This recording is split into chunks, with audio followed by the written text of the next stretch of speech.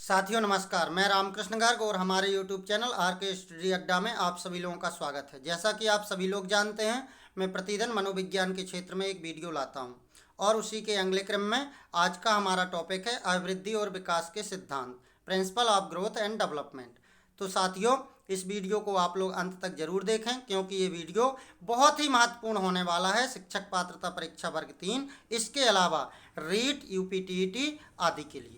तो आप लोग कृपया इसे अंत तक जरूर देखें। साथ ही यदि यह वीडियो अच्छा लगे तो प्लीज़ लाइक एवं सब्सक्राइब करना ना भूलें। लेकिन एक चीज़ ध्यान रखें, अंत तक जरूर देखें, आप लोग पक्का लाइक करने के लिए मजबूर हो जाएंगे। तो चलिए शुरू करते हैं आज का हमारा टॉपिक अभिवृद्धि और विकास के सिद्धांत। तो सबसे पहला सिद्धांत है विकास की दिशा का सिद्धांत। आप लोग पेन कागज उठा लीजिए और इसके बाद आप लोग नोट भी करते जाइएगा। विकास की दिशा का सिद्धांत अर्थात कह सकते हैं कि विकास की एक निश्चित दिशा होती है, अर्थात विकास सिर से पैर की ओर होता है। इसे मस्तक बोधमुखी विकास कहते हैं। मतलब बालक का जब भी विकास होगा तो सबसे पहले उसके सिर का विकास होगा, फिर धीरे धीरे उसके धड़ का विकास होगा और फिर उसके बाद उसके पैरों का विकास होगा।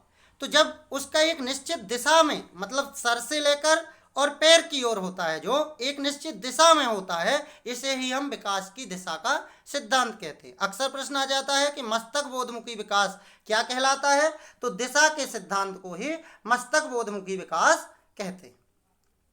नंबर 2 में देखिए, वृद्धि और विकास की दर भिन्न भिन्न होती है, तो इसे भी याद कर लीजिएगा। वैसे तो विकास निरंतर होता रहता है। विकास जब से बालक गर्भ में आता है तब से लेकर जब तक उसकी मृत्यु नहीं हो जाती है तब तक विकास निरंतर होता रहता है, पर इसकी गति निश्चित नहीं होती। कभी यह मंद होता है तो कभी तीव्र होता है। जैसे अभी आप लोग पढ़ रहे हैं तो आपका विकास तीव्र गति से हो रहा है, निर्देशन मिलता है, परामर्श मिलता है, शिक्षण मिलता है, अनुभव मिलता है, तो विकास तीव्र होने लगता है। कभी विकास मंद होने लगता है, तो विकास की गति भिन्न भिन्न होती है। अगला देखें, नंबर 3, समान प्रतिमान का सिद्धांत। अर्थात सभी प्राणियों में शारीरिक मानसिक विकास समान प्रारूप में होता है, मतलब वो अपने अपने प्रतिमान के अकॉर्डिंग होता है। आगे देखें, नंबर 4, विकास क्रम का सिद्धांत। तो गामक और भाषा विकास निश्चित क्रम में होता है। नंबर 5, व्यक्तिगत विभिन्नता का सिद्धांत। इसे अपन यूँ समझ सकते हैं कि एक ही उम्र के बालकों में विकास में भी भिन्नता पाई जाती है। कहने का मतलब एक 12 वर्ष का बालक और एक दूसरा 12 वर्ष का बालक, हो सकता है कि एक बालक दूसरे बालक से थोड़ा लंबा हो, या हो सकता है कि 2 बालक जुड़वा हों और एक बालक का नॉलेज दूसरे बालक की अपेक्षा थोड़ा ज़्यादा हो। अर्थात इसे हम कह सकते हैं कि उनमें व्यक्तिगत भिन्नता पाई जाती है। नंबर 6 देखिएगा, परस्पर संबंध का सिद्धांत। अर्थात सभी प्रकार के विकास में संबंधता पाई जाती है।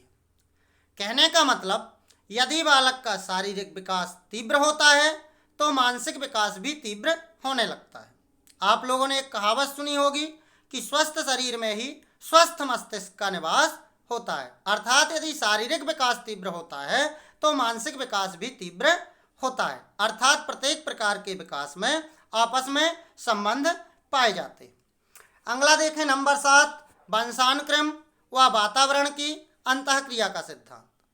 अर्थात बालक के विकास में वंशानुक्रम और वातावरण का बहुत महत्व है। विकास दोनों का प्रतिफल है। सीधे सीधे हम यूँ कह सकते हैं कि जब विकास होता है ना तो केवल वंशानुक्रम बस से हो सकता है और ना ही वातावरण से, तो दोनों को मिला करके जो प्रोडक्ट उत्पन्न होता है उसे हम विकास कहते हैं।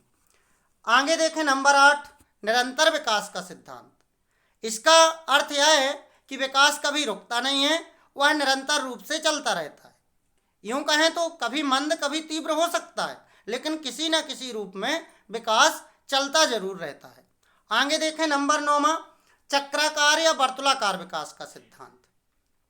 अर्थात बालक की लंबाई का विकास होगा तो उसके भार का भी विकास होगा।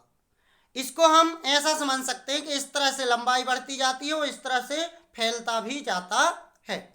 आगे देखें, नंबर 10, विकास की भविष्यवाणी का सिद्धांत, अर्थात बालक के विकास के आधार पर बालक को देखकर हम कह सकते हैं कि यह बालक भविष्य में क्या बनेगा। हमारी बुंदेलखंडी में एक कहावत है कि बालक के पूत के पांव पालने में ही दिख जाते हैं। आगे देखें नंबर 11, संचयी विकास का सिद्धांत, अर्थात विकास में नया विकास जुड़ता जाता है। जैसे किसी बालक से जोड़ और घटाना बनता है, अब उसने गुणा सीख लिया है तो उसमें गुणा नया जुड़ जाएगा और पुराने जोड़ और घटाने तो बनते भी रहेंगे। आगे देखें तो इस तरह से हम कह सकते हैं कि बालक में संचयी विकास हो रहा है, मतलब पूर्व ज्ञान तो उसे रहता ही है, नया ज्ञान उसमें जुड़ता जाता है और बढ़ता जाता है। अगला देखें सामान्य से विशिष्ट क्रियाओं का सिद्धांत, अर्थात बालक पहले सामान्य क्रियाओं को सीखता है, साधारण क्रियाओं को सीखता है, इसके बाद विशिष्ट क्रियाओं को।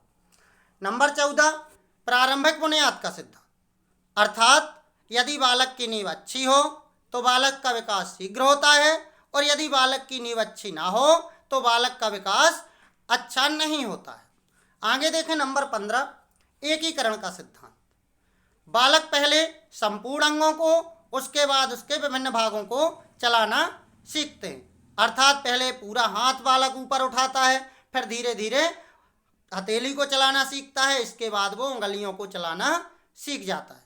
तो साथियों, इस वीडियो को देखकर आप लोगों को कैसा लगा हमें कमेंट करके ज़रूर बताएं और इसी तरह की परीक्षा उपयोगी एवं ज्ञानवर्धक जानकारियों के लिए हमसे जुड़े रहें।